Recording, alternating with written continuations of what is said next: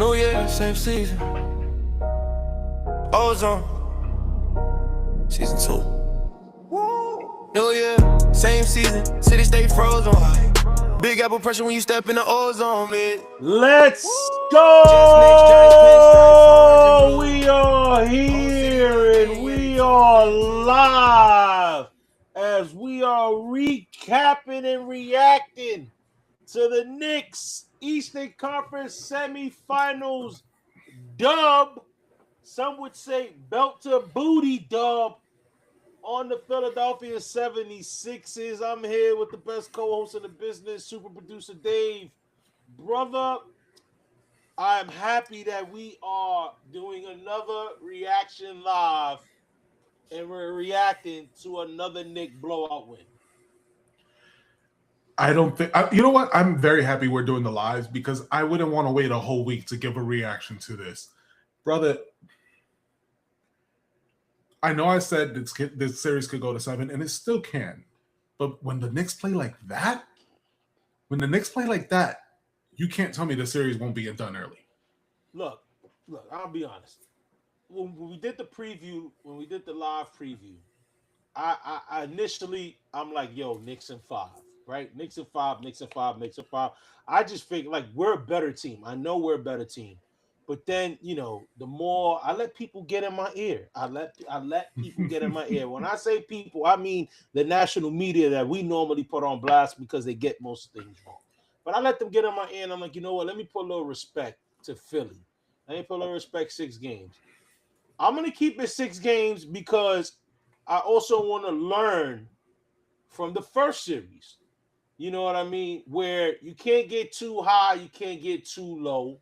Because, you know, if we saw how game 2 and 3 went for us in the first round, a lot of Knicks fans was ready to call it quits, pack everybody up. But I'll say with this one feels slightly different because now this is the 4th consecutive game where the Knicks are belt to booty on their opponent.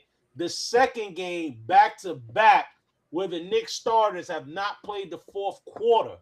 So this tells me this is more the Knicks than their opponent. This tells me that the Knicks are, you know what I'm saying? So I will stay with my thing where I said Knicks in 6. I don't want to overreact, but I'm also the cheerleader of, you know, be a prisoner within the moment and celebrate. You know what I'm saying? Like, this was a great victory. I don't care about the crap that the media wants to tell you about fatigue and all that stupid nonsense about, oh, they only had 1 day and you got Philly fans complaining the Lakers got 2 days. Well, you know why the Lakers got a couple days? Because the Lakers closed their series out early. Maybe if you didn't get in a 3-1 hole and you possibly ended your series in 6 games, you would have had the same amount of days off as us. But no, your ass got into a 3-1 hole, forced you to play game 7, and now you got 1 day. You have 1 day off. Oh, boo-hoo, I'm sorry you had to catch a flight from Philadelphia to New York first class, or not even first class, on a private goddamn plane. My bad. I'm sorry. I'm pretty sure they ain't take the damn train, brother. And this load management thing, like, what is this whole, like, I need 2 days rest? Like, you guys get paid. You guys get paid millions. You get money that we will never see in this lifetime. And me and you probably combined in our lifetime will never make what maybe Embiid makes in 1 year. And the fact is, brother, that these people are complaining about playing a game of basketball. Oh, boo-hoo, I get a night's rest. Really? Brother, it's pathetic, and the excuses are piling on for this Philly team, and it's not just from the players, too. It's from every avenue. The fans, yes, fans are fans. That's fine. Defend your team. But when it even comes to the media, when you start coming up with narratives and why people are not playing as well as they could, come on, cut the crap, cut the bullshit. Yeah, it's a bunch of crap if you ask me. Hold on, we got a comment I want to show. Unbelievable first game of the series. I'm hyped. Look, man, be hyped. At the end of the day, you know, this is the crazy part, right?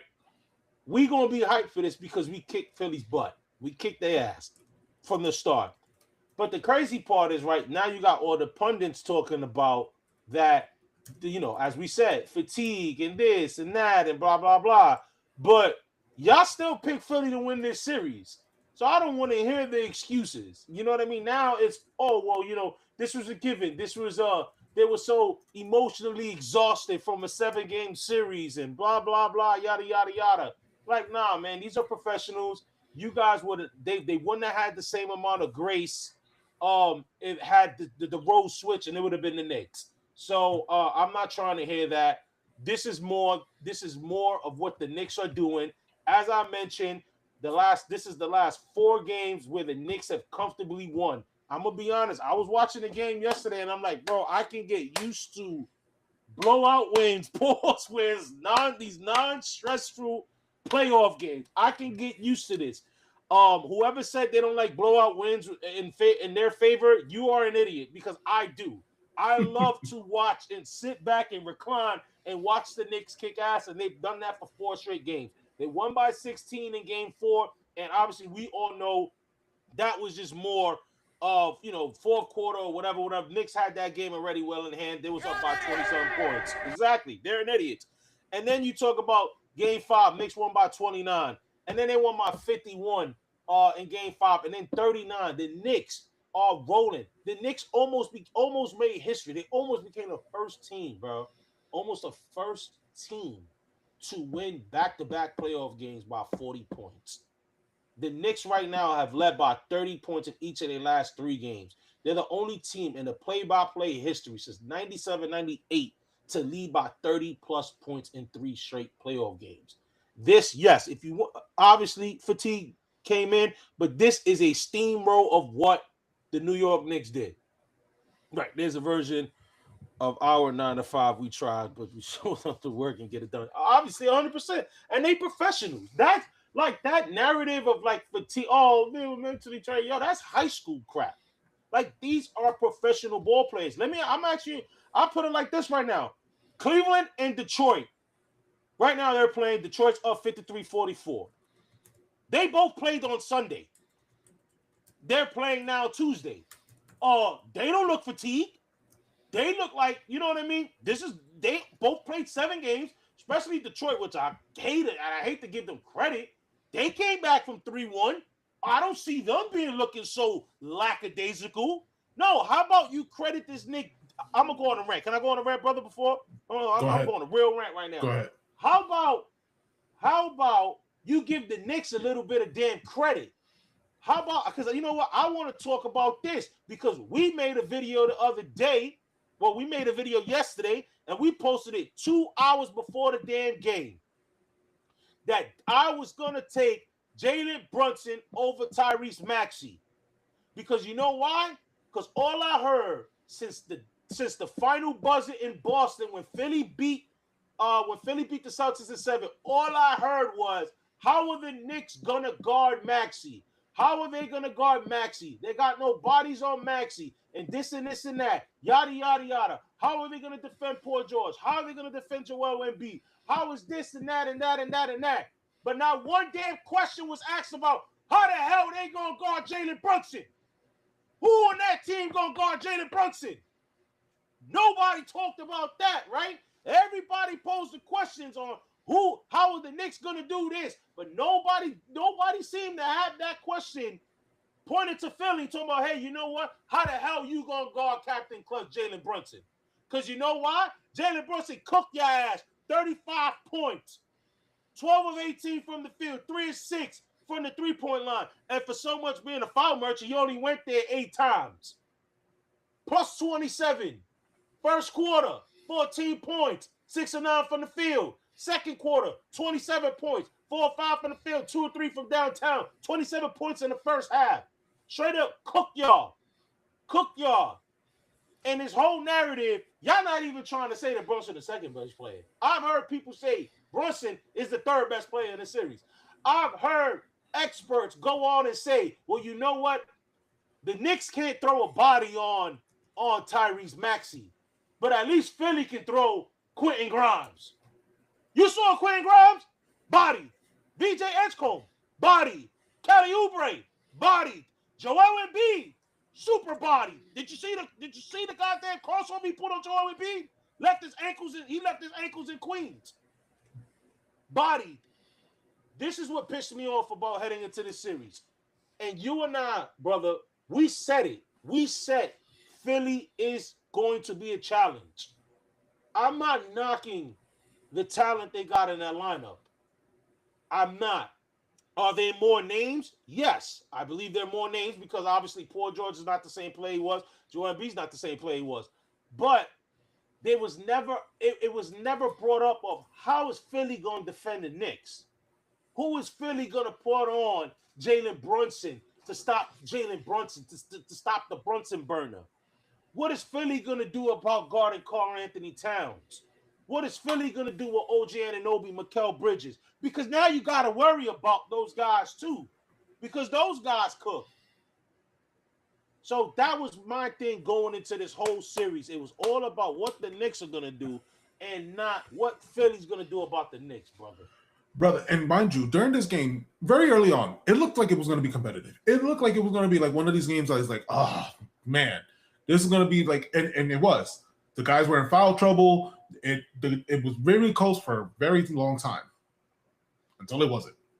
And I texted you, and I'm trying to find the exact time that I texted you, and I said, Embiid and these fucking fouls. Yep. And man, that became nothing. That became a nothing burger after that because the Knicks just decided to play smarter, not get into foul trouble after the second half, and just blew them out. They had no answer for Brunson. They had no answer for Cat. They had no answer for OG. Mikal was cooking. The bench was doing their job. Everything was gelling 100%. And when we talk about these pundits thinking that they know it all, well, you don't ask the right questions. And you don't allow it to happen because the narrative is Knicks for clicks. Everybody is better than the Knicks, apparently, until they're not. And then it's all the excuses. It's fatigue. It piles on. The Knicks played amazing. I'm very happy with the effort they gave. Please do not let your foot off the gas. Don't give Philly a sniff of what could be if they decide to get close in the game and take it over from there. Control your emotions. That's one of the things we did bring about Cat. And this is the strategy to win this series. Yeah, let's go into the numbers. Obviously the Knicks won 197-98. Obviously the Knicks, man, shot lights out. You know, they shot 53 of 84 from the field. That's 63%. To Philly's 41 as they shot 30 for 73. Philly just didn't have it at 3-point line, 11 of 30. They shot 37%. The Knicks shot 19 of 37 for 51%. The free throws, obviously, they doubled the Knicks free throw attempts with so much for foul baiting and not getting calls. Philly went to the line 34 times to New York 17. They shot 79%. The Knicks shot 71. The Knicks won the rebounding numbers as we stressed in the preview. The Knicks are gonna have to win the battle of the boards, and I think they can in this series. They won it 39-28. The assist total. This is what I like to see: 34-15. Knicks moving the ball. The Knicks playing together. 10 steals. 10 steals. I know Brunson had a couple of those. Josh Hart was in the passing lane. Josh Hart was looking like, man, Deion Sanders out there, man. He was picking everything. You look at the blocks. 6 blocks are there. 1. The turnovers. The Knicks 15 to Philly's 19. 25 points off Philly's 19 turnovers. So that was big. The fast break point 16-3. And you know what? Some of these, a lot of these Philadelphia 76er fans / content people, they want to highlight, oh man, the Knicks shot 60-something%. That's not going to happen throughout the series. But what they tend to forget is that, yes, the Knicks shot 60% from the field. It's because they got 58 damn points in the paint, which means they were scoring very close. They were high efficient shots.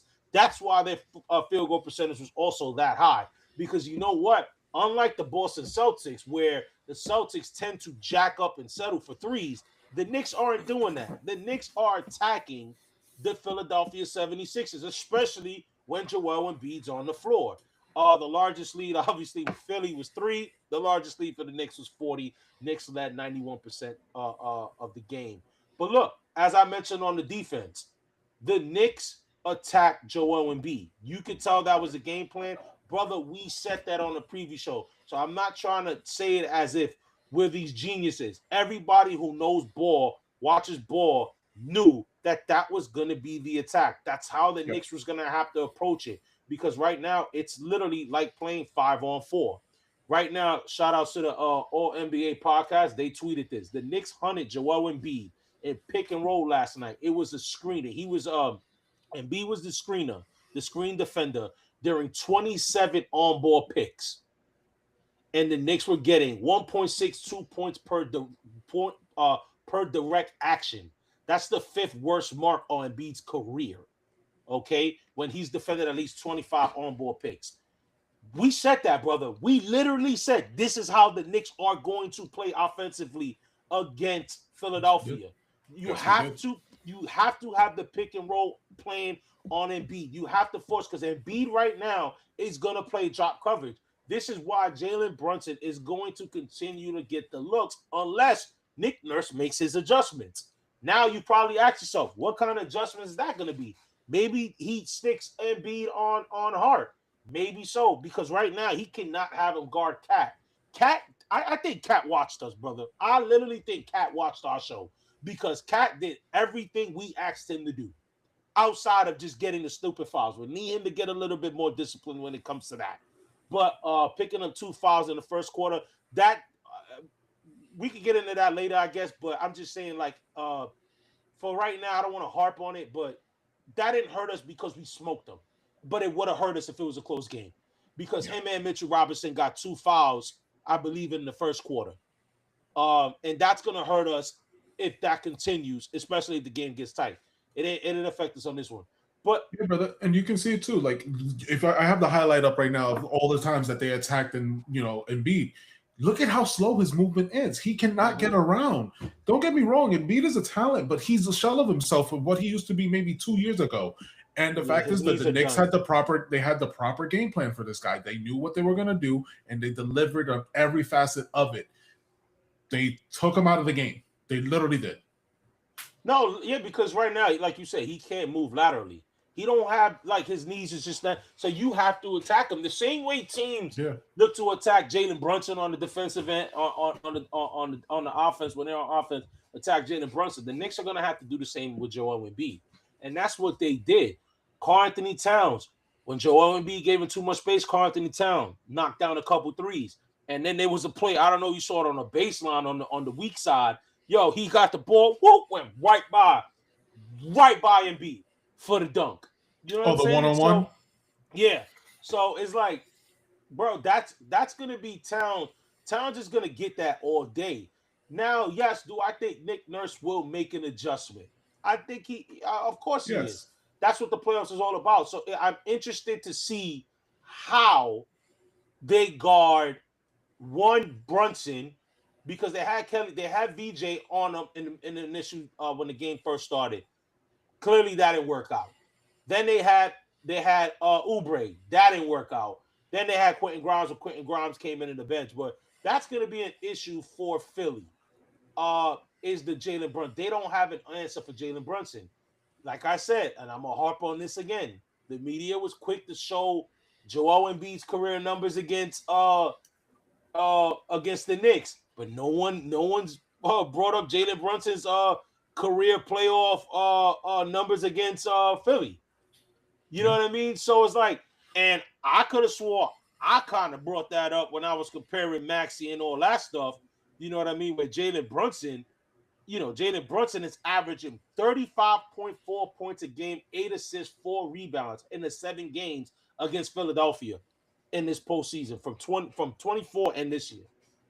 So in those 7 games, he's averaging 35 and 8.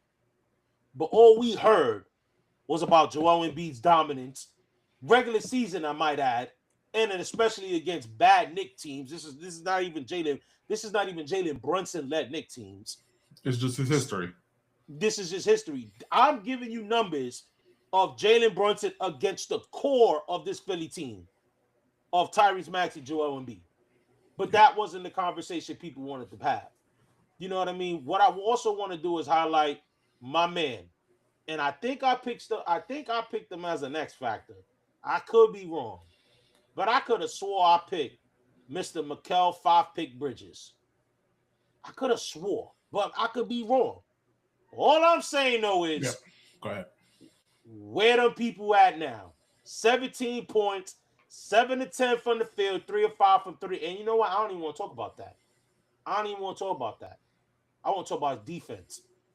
Tyrese Maxey's production while I was guarded by Mikal Bridges, over 31 possessions, 0.02 from the field, 1 assist, 3 turnovers. This is what playoff Mikal does. We saw this last year. We literally saw this last year. Yes, when we pissed off the Bears, scored no points in game 3, 100%. But at the end of the day, we brought him here to do that. The defensive, intangibles that he brings is unmatched. What he could do on the defense, he taking the challenge. And right now, obviously, is Maxey gonna have the performances he had in game 1, the whole series? No. But I can bet that Mikal will make it difficult for him every game in this series. And brother, we said it. Maxey was going to be a liability for this Philadelphia team as far as their defense goes, because when you saw him lined up against Brunson and others, he just was lost in the sauce. And when we saw it was reversed, well, they don't have someone to answer for Brunson. They try to do it with Paul George. They try to do it with Maxey. They even tried it with Edgecombe. It just didn't work. So when we see Maxey on defense and he doesn't know what to do, well, this ruins your whole game plan. Were there flashes of Maxey looking good in that game? Absolutely. But that stopped. So when we flip it around now where Mikal is covering him on defense, well, his game was thrown off. Yes, Maxey's quick. We knew he could get to the basket quick. But a lot of those shots look contested. A lot of them didn't look like the effort that he would normally want to give. And shout out to Mikal for giving that, making it tough for him. We wanted that from them. The Philadelphia 76ers does not have an answer for the defense as we do have for them. The liability on our offense is, once again, Jalen Brunson, right? Our defense is Jalen Brunson. But when we flip it around, who's their answer for them? And well, that's the thing. You have Embiid and Maxey. We got a lot of weapons. You know what I mean? Yes. That's the thing. We got a lot of weapons, and I'm gonna keep harping on this. This is why I was so upset of how this series was getting covered. It's all about what can we do to stop Philly, and not what Philly can do to stop us. Now Gilbert Arenas won this thing and said, "Oh, you see, the Knicks are gonna make Embiid work." This is but y'all saying this now. We've been talking about this the minute the clock struck 0 in the Celtics game 7.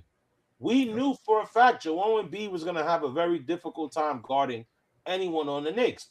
And even if they do put him on Josh, the way Josh played yesterday, where he is running up the court, he ain't keeping up with him, getting the pace going, Josh, he's not going to be able to keep up with Josh. No. You know what I'm saying? So, brother, he looked like Curry. You know how Curry's always moving? That's exactly how Josh Hart looked like. Josh Hart was all over the place, man. Josh Hart was all over the place. Like, this was another Josh Hart game where the intangibles are just there. 8 points, 8 rebounds, 6 assists. He had 3 steals, 1 block. He only had 2 field goal attempts from 3, but he made 1 of them. Like, this, and Josh Hart was set in the pace. He knew when to rush it up the court. He knew when to slow it down, give the ball to Brunson. So this is not going to be easy. Now, yes, is Philly probably going to have a little bit more juice coming game 2? 100%, because they got smoke. These guys got egos. You know what I mean? These are established vets that's on this guy. You would hope. Hold on, brother. They're going to come correct. They're going to come correct because it's only a day's rest. No, yeah, that too. I don't know how that's going to be the difference. Matter of fact, I'm gonna bring up Connor Hughes' tweet because I think we reposted it. Because he made a valid point. This is Connor Hughes from SNY. All right, now you see this is where we live people in. All right, this is all right. So he had put hold on. He put some Jet stuff. Oh, Jets might be getting some Brees. We're not covering that right now. Yeah. Hold on. Where is this damn tweet? Hold on. I got it right now. Hold on. Come on, Connor. Where are you talking about? All right. So he said the overwhelming excuse for the Knicks' victory is that the Sixers were gassed and had no hope. He said, I could be wrong, But how is the 1 day off between this one and game 2 going to magically fix that when there was 1 day off between 1 and game 7? And that's what I'm talking about.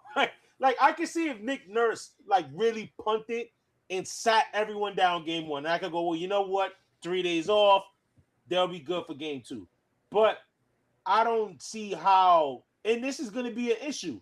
And we mentioned this, brother. Their lack of depth is going to be an issue. It's going to eventually, the wear and tear is going to eventually take a toll on this team, especially their vets. Paul George is what, 37 years old? I know Embiid is younger than that, but Embiid's body is of a 40-year-old man. Let's just call it a spade. You're being generous. And I'm being generous. I'm being generous. He got Bill Russell knees. Let's just put it like that. You know what I'm saying? Pause. But so this is the thing. The Knicks are going to the Knicks are going to run whenever they can, attack whenever they can.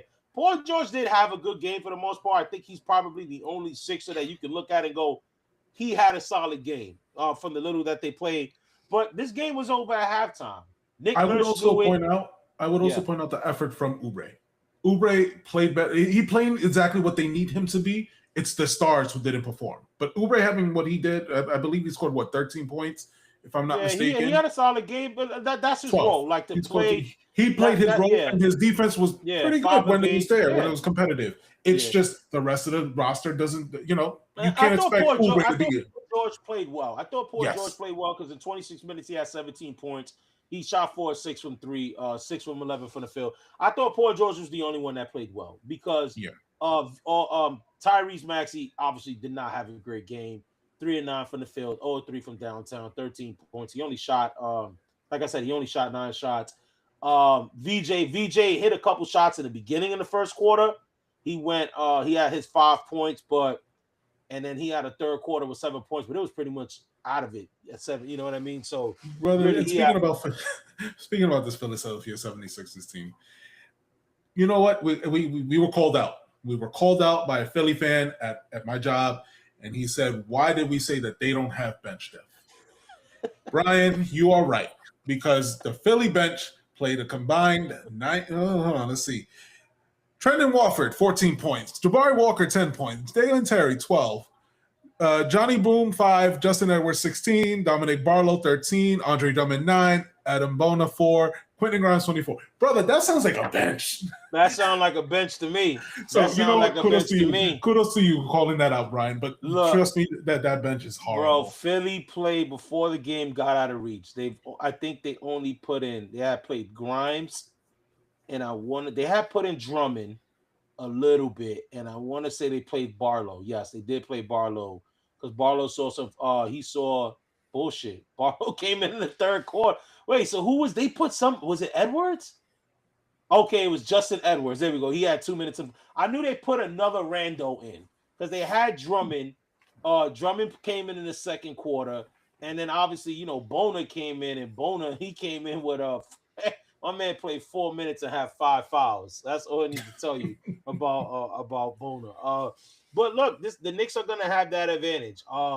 Speaking of the bench, obviously Deuce McBride in the minutes that he played, he had 5 points in the first, third quarter. He had 3. So Deuce had 8 points, 3 of 6 in 16 minutes. Shout out to Huck Porty. Yeah, shout out to Huck Porty. Huck Porty, in the little minutes that he came in where guys got into foul trouble, he kind of handled his own. It's not something I want to see in the 7-game series. Huck Porty in these situations. This is why I think we need to see Cat and Mitch be a little bit more disciplined. I think Embiid baited them a little bit. And now I know Cat had picked up an offensive foul, so not all of them was when he was guarding Embiid. Cat. I mean, not guarding Embiid. And I know Maxey was able to draw one on Mitch and Cat as well. But they just got to be a little bit smart. We can't afford to have both of them in foul trouble at the same time. And I think that's something that the Knicks are going to have to do going forward as the series progress. But defensively, brother, this Knicks team has been on a roll. You know what I mean? And then people tend to forget that the Knicks finished within the top 7 in defensive rating. People want to talk about the Knicks peak right now in their offense, and it's really no, the Knicks can score. The Knicks rank third in offensive rating in the league, so the Knicks are more than capable of doing this. I think they're just finally finding this synergy in between, like just everybody just knows their spots. Everybody everybody. It's for the first time in a long time. It seems like everybody's pulling the rope together. It You know feels what I like a mean? team effort. It feels like a 100%. full team effort. Even the bench guys are giving it their 100 as if they were the starters. So Yeah. I feel like if the Knicks could play like this, I don't care what you say about all the other star players. If the Knicks could play like this, they're really hard to beat. They're really hard Yeah, to beat. the Knicks are showing it now. You got people talking about, oh, the Knicks kind of look like real title contenders. Like, yeah, whatever, man. Hey, Detroit rocking right now. Look, Detroit right now up 16. You gonna come out with the excuse that they tied? Is Cleveland gonna get the same as if Cleveland loses this game, 20-some points? I wonder if they're gonna say that about Cleveland. Like, you know what? That came from a really tough series, 7 games. I'm pretty sure that's not gonna be the narrative for the Cavaliers. They're gonna talk about how Donovan Mitchell and them guys choked. Let me ask you something, brother. Did you see the play of Mikal Bridges fighting over the screen and Joel Embiid? He kind of, he cracks Joel Embiid in the sternum area, and my man tried to allude that it might have been dirty. Yeah, I did, brother. I did. You know what? I think I want to share it with the rest of Yeah, the share chat. the video and I'll give you my thoughts Sure thing. after this. Here we go. This is a sad man. Looked like there was a moment when you kind of grabbed at your stomach. Just what happened on that moment? I got hit on it. I don't know if it was, obviously based on what's been going on. I guess I got to protect him more, so I don't know if it was dirty or not. So yeah, I guess I got to do a better job of protecting my, especially that part. Do you remember what play that happened? Was it a screen at some point? Or? Yeah, it was off the screen. I don't think that was necessary because screen, Tyrese was already gone and he was kind of like, after the play. I just felt like it wasn't necessary, but we move on. It's whatever, it's playoff basketball. So, if that's the reality of it, I guess we got to go out and be physical too and do it too. Looked like All right. You wanna address this first, or you want me to do it? Boo fucking who? You crying about some dirty plays? You, Joel Embiid? You of all people are crying about it wasn't necessary? Brother, look. It is the playoffs. We already know people play hard. Was the play questionable? Fine. If you want to look at it as an unbiased take, maybe. But to have people calling out stuff, and I'm only going to address this because there's other stuff we have to address, I believe, too. But calling out dirty plays of all peoples, oh man, that's like, all right, that's like Darth Vader saying something like, since May the 4th is yesterday, right? That's like Darth Vader saying, "Damn, you used the Force against me." Really? Really? Oh, brother, go ahead, dude. Look, man, the pot calling the kettle black. That's all what I thought. You are known. There are clips. You can go search it on Twitter, YouTube, however way you get your highlights of the constant karate kicks to the crotch Joel Embiid has done, the falling on people's foot and ankles. Obviously, Knicks fans are well aware of what he did to Mitchell Robinson 2 years ago. I would say this. I don't think it was a dirty move.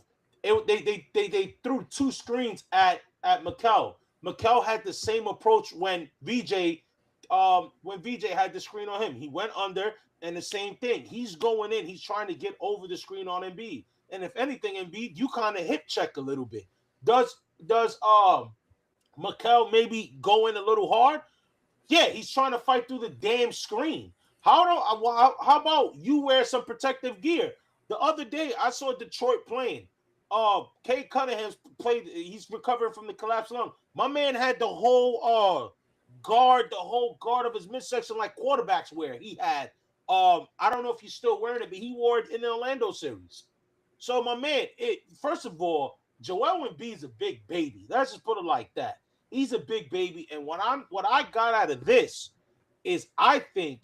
Look, hold on. Let me replay again. Look, come on. What are you talking about? Oh, he already went by. He's trying to fight over the screen, dog. He's trying to fight over the screen. You're 7 foot tall already. Mikel's already in a low position.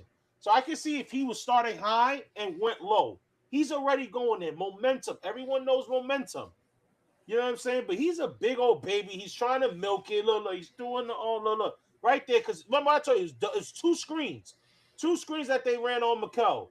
And Mikel right there, ran into him. You send the screen. But, bro, my thing is, why your team putting you in a position for that if you're coming off that injury?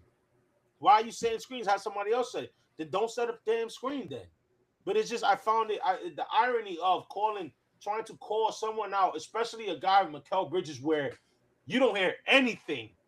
Mikal Bridges is far having a reputable record of being a dirty player, and coming from someone who is probably the most dirtiest, maybe outside of Draymond Green and Dylan Brooks. Come on. Yeah, tomatoes. Tomatoes should be thrown at Joel Embiid. He's a big baby. He's a big baby. Horrible actor. Go his way. Horrible actor. And I thought, but you know what?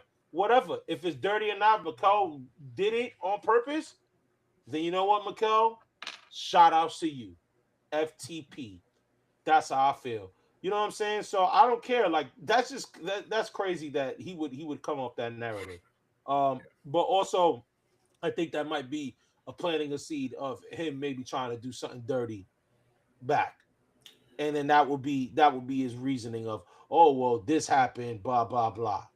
Well, I hope that the refs and the NBA are watching closely and the suspension is ready to be given out. Well, to be honest, he kind of did a dirty move on Josh Hart in that first quarter where he pushes Josh Hart in the middle of a fast break. Yep. So, you know what I mean? So, unnecessary too. Unnecessary. Obviously, guys, game 2. Let us know in the comments below. Let us know in the chat, guys. Remember, we in the chat, man. Be interactive. Let us know what you think about what happened in this game, what you like, what you didn't like.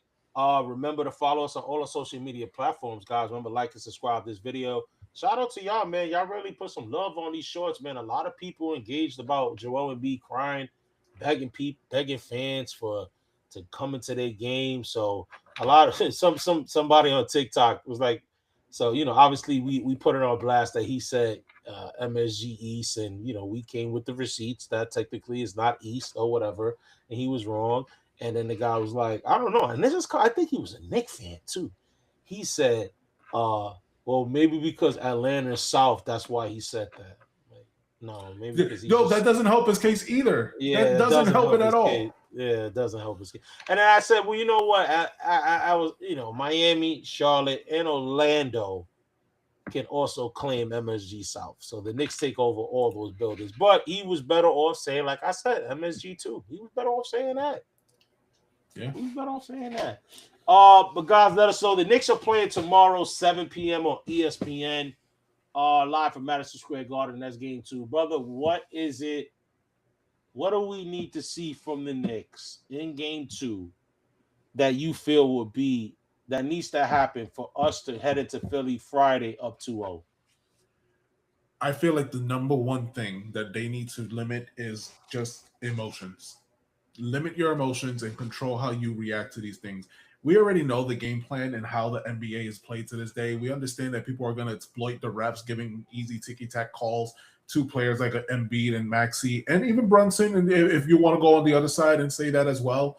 But I would like the Knicks to be able to keep their emotions in check. We know that we've seen it many times where Cat will get frustrated, and then that affects his play and how he's guarding people and how he's playing, or even how he is on the offense, where he wants to just take it to the basket and he's charging at people instead.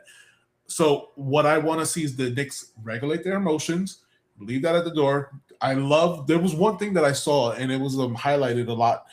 is that the Knicks were up, I forgot how many points, but you had the rest of the starters sitting on the bench, and none of them look happy. And they compared it to that. Oh, I did see that. Yeah. And they compared it to the Kobe one, where Kobe was just like, job's not finished. And obviously, I'm not comparing these guys to Kobe, but the fact is that, like, there's a series to finish. And obviously, the 76ers just come back really strong in game 2. But the fact that they didn't show that emotion, like, oh, no, like, keep that serious mode in, that's what I want to see. Don't let your foot off the gas. We saw it in the first series against the Hawks. Keep your emotions in check and keep your foot on the gas. Yeah, I gotta second that. I think what the Knicks got to do is obviously stay aggressive, and be disciplined in that aggressiveness. Obviously, you know, teams that tend to lose game 1 always come back more fiery, more pumped, more excited for game 2. So be prepared for that. I feel like they will be. Refs tend to lean more towards the team that is down. You know what I mean? It's just that simple with the whistle. Embiid is going to look to be very aggressive in his first quarter. So is Maxey. I would not be surprised if either one of them has a double-digit first quarter. Look for that to happen. They're going to be very aggressive. And when it comes to that, so just be aggressive. You got to match that aggressiveness. I want to continue to see the ball movement. I loved how they started the first quarter. They still continue to run the offense through Cap, but then when they saw when JB was shooting efficiently, they pivoted and went, hey, JB, take over, and that's what they did. I need to see that. I think that's what's been getting the Knicks leads, getting guys up early. You saw Mikal had an easy basket to start. I think he had the first dunk of the game. This is what we need. Stay aggressive. Exactly. Stay aggressive. Continue to control the pace of the game. That's what the Knicks have to do. The Knicks cannot let Maxey dictate the pace of this game. Pick and choose when to play fast, and obviously definitely take advantage of Joel Embiid. Wherever Joel Embiid is on the floor, that's what we're attacking. It's as simple as that. If that means running through Josh Hart, setting some pick and rolls to get Joel Embiid on the action where maybe he has to switch on the cat, then that's what we have to do. Because you already know that Philly will be prepared because they got an ass kicking, brother. It wasn't just a loss. This was a straight ass kicking. You lost by 39 points.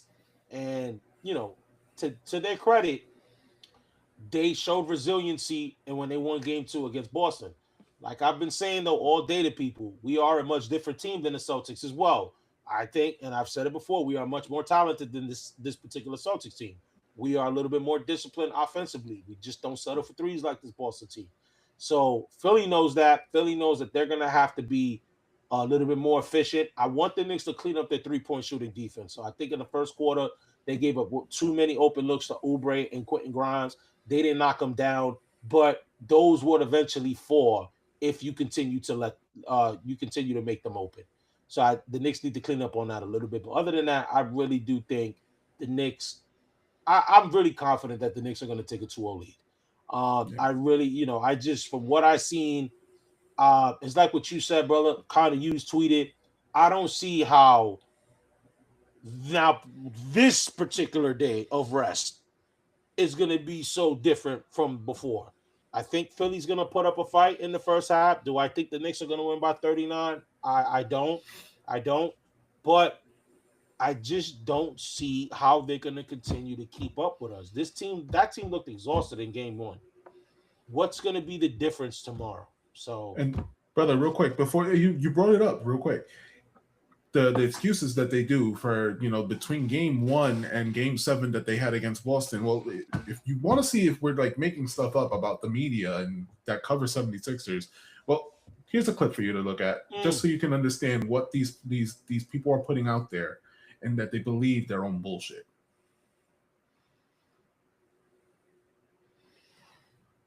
I'm so sorry, guys. We're going to go to welcome you here to Sixers Postgame Live, brought to you by Curado Insurance. Amy Fiddle alongside Jim Lynam and Mark Jackson.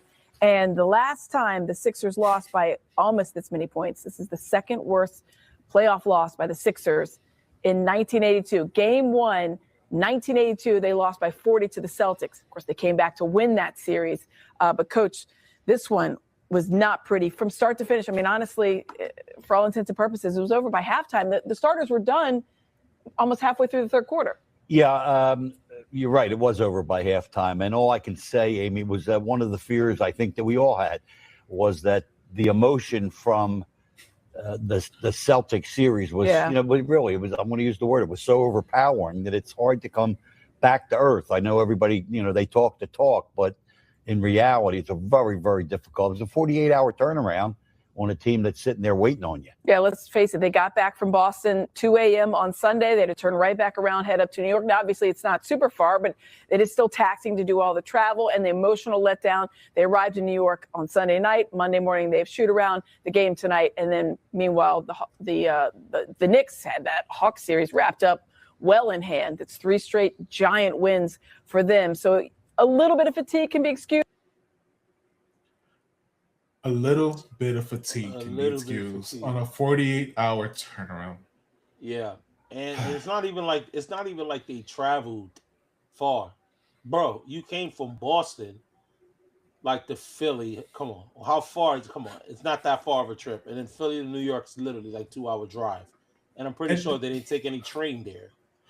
For the old heads that watch the game, the fact that you got to hear these guys complain about breaks in between games and not getting enough rest, like this is why people from who watched the 90s and early 2000s and they say that these guys are soft. Well, you guys just help keep driving the narrative. If you're going to cry about what happened to you in the last series and you didn't get enough rest, come on. Yeah. Brother, I sent you the clip. I just wanted to do that before we start because we're getting ready to wrap up.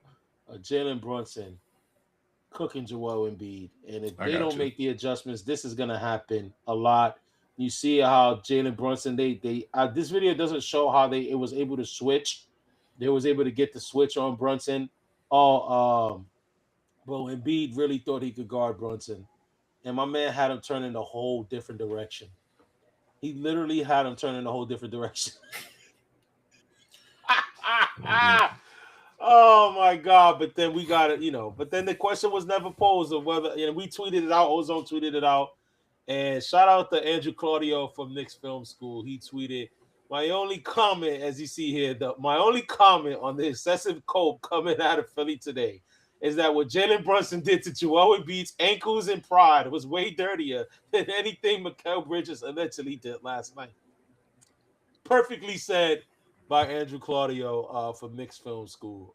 Perfectly said. Brother, but before we wrap up, we got to address it again, man. And we addressed it a couple weeks ago, and I'm upset that we have to do it again, but I just feel like it needs to be said.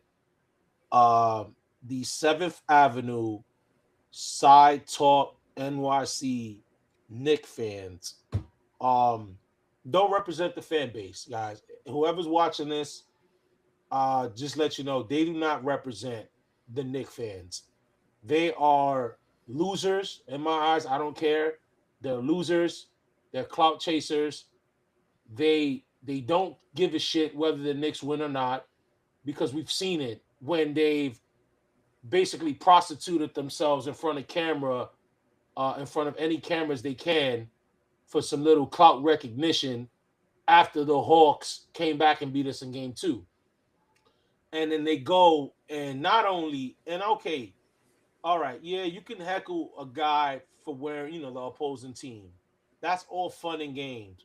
But now when you going in and you're grabbing his jersey and you're trying to rip it off, that's unacceptable. That's unacceptable. I got the clip for people if they want to see it too. And Super Producer Dave is gonna have it rolling right now. Unacceptable. They got a 76 jersey on. Boo! Boo! Boo!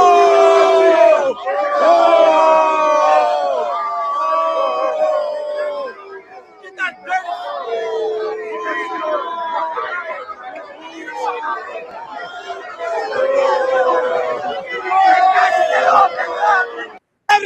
jersey on. And the thing was, right, everything was fine. They got a Sixers jersey. Boo, get out of here. That's fun and cool. Once you start grabbing a guy, that's a no-go. That's the same thing that happened last year with the kid with the Indiana jersey that they threw.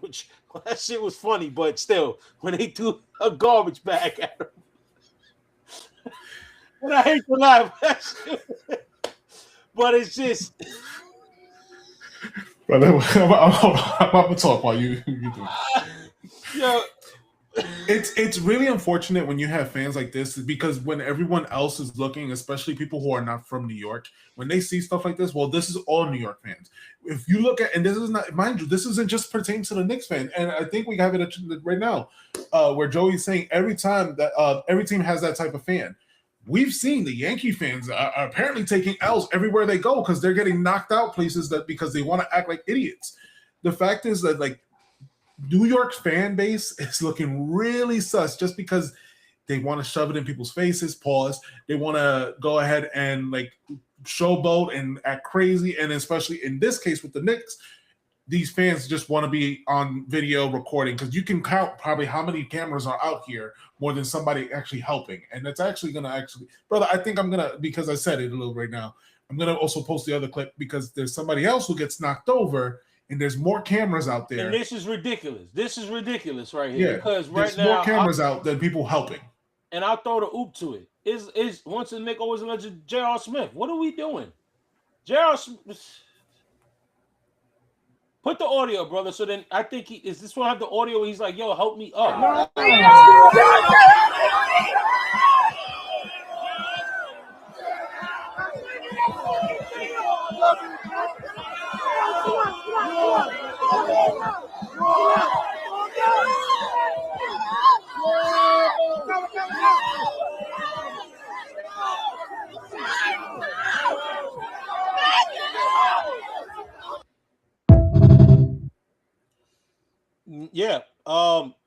Yeah. We got to do better. 100%. Absolutely. And that's the thing because you know what who got to answer the stupid morons like that?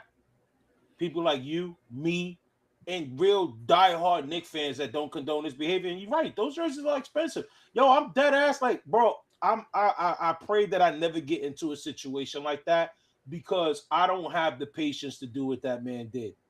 I'm hitting one of them, and I'm probably gonna get beat up by all of those people because one of them is getting hooked off easily. Yeah, had that would have been me.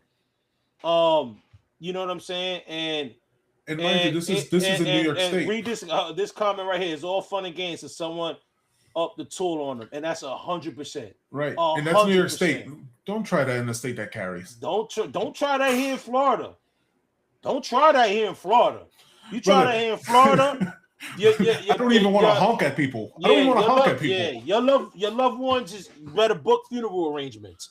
Yeah, you know what I mean, and that's unacceptable. The J.R. Smith thing. He's out there, man, trying to be one, trying to cheer and all that. Yeah, his ghetto is right. She's talking about me though. But you know, this is a bad look. I know I'm gonna go to work. Tomorrow, and I'm gonna hear about that. Like, yo, y'all wilding, y'all blah blah blah, this and that. And it's like this is not representation of the real fan base. And it sucks. It sucks that these damn idiots always have to make something about them, and that takes away from a great night at the Garden, a great night of Knicks basketball. You know what I mean? And these are just dudes, and some of them are getting called out. And shout out to Nick Twitter. Some of them can spot some of them people on them videos that they know. Yo, they only come out during the playoffs. They only do Knick content only in the playoffs, which tells you they go and they get it. They got the little jersey. Just because you got a Jalen Brunson jersey, don't make you a damn fan. All right, you know what I'm saying? And that's where, because they all have Jalen Brunson jerseys, so they all out there and they just looking for content, brother. It's a bunch of privileged kids that are not even from there. They're probably from the burbs. They took the LIRR to the city and they acting like fools. And hopefully they're getting called out, and there's more that comes from that. It's unfortunate that a fan can't even, from the opposing team can't go there. First of all, those tickets are expensive, right? Yeah. Unfortunately, that guy, So unfortunately, a fan can't even go to show support to his opposing team because you got fans acting like this. And mind you, Philly is just as crazy as us when it comes to New York's to celebrating their sports. So I don't want to hear nothing when people are saying, well, look at how they treat. No, look at what you just did. Philly fans, I expect Philly fans to act the same exact way when we're over there as well. And that's the thing, and that's why like that bothers me even more because now living down here in South Florida, I'm always going to Miami wearing a Knicks jersey. You know what I mean? And I would hope that I would never be treated like that. You know what I'm saying? So Yeah. to see that it's a black eye or on for us because they don't give a shit because they're not fans. They don't care. They don't care. It's us, the fans, that gotta leave, that gotta live with this and gotta answer those questions. Leave Long Island alone. They from Jersey. Yeah, she would defend it. Okay, my wife. Li.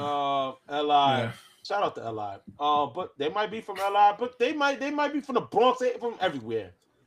Because those are the kids that are sitting there. They're the ones parking their ass on 7th Avenue waiting for everything to happen. Yeah, they don't even watch the game. They just wait outside and look at their phone.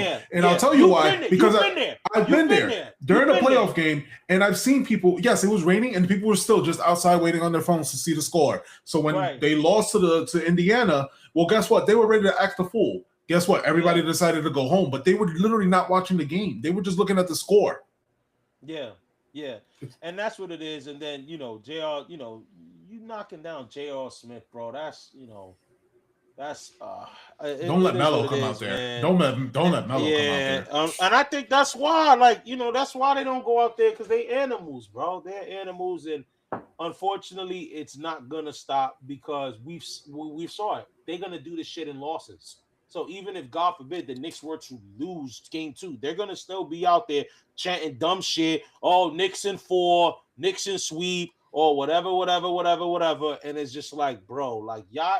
The same way these stupid experts give us bulletin material, which I'm letting you know right now, guys, the Ozone got shit archived already. Just letting y'all know. 10K views for putting people on blast on all our social media platforms. Shit is archived already. Your boy is ready to drop another one once this series is over. Just letting y'all know that right now. But the same can be said with other fan bases because of dumbass people out of 7th Avenue, the side talk Knick fans. Knick fans. Yeah, brother. Air unfortunately, for those that's listening audio. Brother, unfortunately, yeah, it's gonna continue until I don't know. You know what? They're gonna ruin a good thing because eventually we're gonna have police out there. Everybody has to something that was so organic that first time. That first video was so organic. It came from the double overtime. You had great takes. KD, don't you wish you came to the Knicks? Like, that was organic. And it's never been after that. It's all been fabricated stuff. Yep. That's it. But guys, we are wrapping up, guys. Remember to like, share, and subscribe, guys. Thank y'all for tapping into the live. Thank y'all for being responding on the chat. Thank you guys thank you all for reposting our stuff, subscribing, sharing it, guys. The channel is growing by the day. We are picking up subscribers by the day. So shout out to y'all for sharing. Y'all are part of the movement. And remember, guys, we will be live again Wednesday, 8 p.m. reacting to game 2. Game 2 will be tomorrow, 7 p.m. on ESPN, y'all. Not 7:30, not 6:30, 7 p.m. on ESPN. The Knicks will be playing the 76ers game 2 at the Garden, and we'll be back live YouTube Wednesday, 8 p.m. So in the meantime, in between time, follow us on our socials. We're available on Instagram, TikTok, Threads, Reddit, and Twitter. Did I say Twitter? Yes, you did. I said Twitter. That's all 5. Deuces, y'all. See y'all Wednesday night. Go Knicks. Knicks is going up 2-0. Calling it right now. Book it. Call your mama. Tell her I said I'm right. Peace.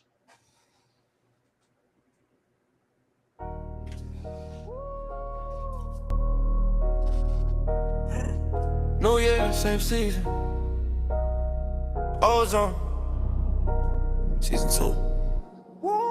New Year, same season. City stay frozen.